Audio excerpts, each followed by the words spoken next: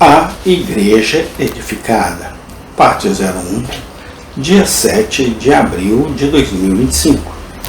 Diariamente o Senhor lhes acrescentava o número dos que ia sendo salvos.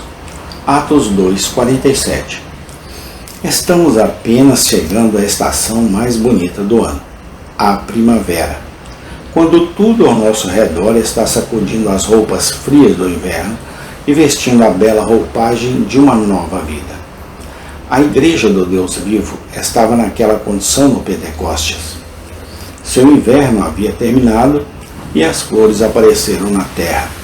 Ela gostava das brisas da primavera, pois o sopro do Espírito Santo refrescava seu jardim. Havia música primaveril. Chegara a hora do canto dos pássaros, pois seus pregadores testificavam fielmente de Jesus. E tantas e variadas eram as doces notas que davam as boas-vindas à nova estação, que muitas nações de homens ouviam em sua própria língua as maravilhosas obras de Deus. Houve também o florescimento da primavera. A figueira deu seus figos verdes, e as vinhas com as uvas tenras perfumaram o ar. Pois ao redor multidões perguntavam: irmãos, o que faremos? E muitos também professaram sua fé em Jesus. Houve chuvas primaveris de arrependimento, raios solares primaveris de alegria no Espírito Santo e flores primaveris de esperança e fé recém-dadas. Que possamos ver essas primaveras em cada igreja de Jesus Cristo em todo o mundo e nos despertar para desfrutar de uma estação tão maravilhosa. Vamos nos levantar em nosso precioso amante e, em conjunto com ele, vamos semear na esperança e esperar por um rápido brotamento. O sol da justiça está saindo como um noivo de sua morada, e a noite cansada está derretendo no dia bem-vindo. Vamos ouvir a voz de nosso amante enquanto ele clama para nós. Levante-se, minha querida, minha bela, e venha comigo. Os raios de sol primaveris da alegria no Espírito Santo e as flores primaveris da esperança e da fé renovada. Parece do texto que as edições à igreja que foram feitas no início da primavera de Pentecostes nem sempre ocorreram de uma forma. Às vezes elas vieram em multidões e outras vezes por aumento gradual. Em um dia, houve 3.000 adicionados. Esse é um exemplo de conversões em massa, quando uma nação nasce de uma só vez. Em tal obra somos obrigados a acreditar.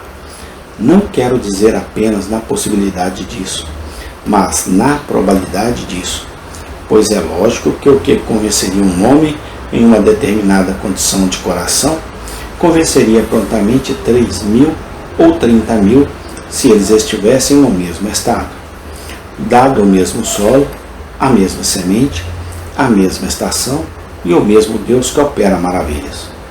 Não consigo imaginar nenhuma razão para que haja um limite estabelecido para os resultados. O Espírito Santo é divino. Lembro-me de quando preguei pela primeira vez em uma observação feita por um amigo, que me encorajou muito na época e provou ser verdadeira em minha experiência. Quando ele soube que a minha pequena capela rural havia sido preenchida pelos habitantes da vila em que eu havia pregado, ele me deu a esperança de preencher um lugar muito maior. Pois, disse ele, o que atraíra 200 atrai 2.000, e o que era útil para alguns pode ser igualmente útil para uma multidão. Eu imediatamente vi que isso era verdade. Quando lidamos com forças espirituais, não precisamos calcular por real, libras e onças, ou por tantos cavalos de potência. Não precisamos pensar em quantidade. Como ilustração, dê-me fogo, não negociarei uma fornalha. Apenas me dê uma única vela e uma cidade ou uma floresta logo estará em chamas. Uma faísca é suficiente para começar, pois o fogo se multiplica. Então, dê-nos a verdade, uma única voz, e o Espírito Santo com ela. E ninguém pode dizer onde a chama sagrada terminará. Um Jonas foi suficiente para subjugar toda Nínive, repetindo continuamente uma frase monótona do julgamento vindouro de Deus. E, apesar da fraqueza de nosso ministério atual, se Deus abençoa o Evangelho, não há razão para que não seja sentido rapidamente por todos. O sermão pregado por Pedro do Pentecostes foi a flecha do livramento do Senhor para 3.000 pessoas. E não há razão para que o Senhor não faça com que um de nossos seja o mesmo. 3.000 não podem ser convertidos se apenas 100 estiverem presentes para ouvir? Mas com esta nossa grande assembleia hoje e milhares de outras menores ao alcance de tiros, por que não? Não serão muitos trazidos à fé em Cristo? Seguramente, o Consolador Divino pode facilmente abençoar 3 milhões com a salvação, assim como ele poderia abençoar 3 indivíduos.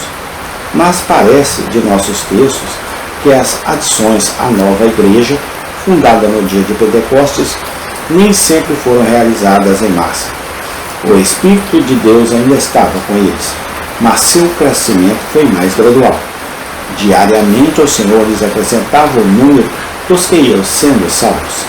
Você viu uma chuva forte na primavera, em um momento uma grande gota caiu sobre a calçada, e antes que você estivesse pronto para escapar dela, um dilúvio se seguiu, tão abundante que você meio que suspeitou que uma nuvem se abriu bem sobre a sua cabeça. Uma chuva tão repentina e impetuosa pode servir de exemplos para a conversão de 3.000 almas de uma só vez. Mas em outras ocasiões a chuva caía suavemente e continuava a cair hora após hora. Uma água suave e quente de primavera, que à sua maneira fez seu trabalho de bênçãos com tanta certeza quanto o aguaceiro pesado. Ainda devemos ser muito gratos se não vemos 3.000 convertidos em um dia, se vemos 300 todos os dias durante 10 dias, ou se vemos 30 todos os dias durante 100 dias. Devemos sempre ser gratos por todo o sucesso, desde que os pecadores realmente venham a Jesus. Amém. Tem continuação. Obrigado a Deus por tudo. No nome do Senhor Jesus Cristo. Amém e amém.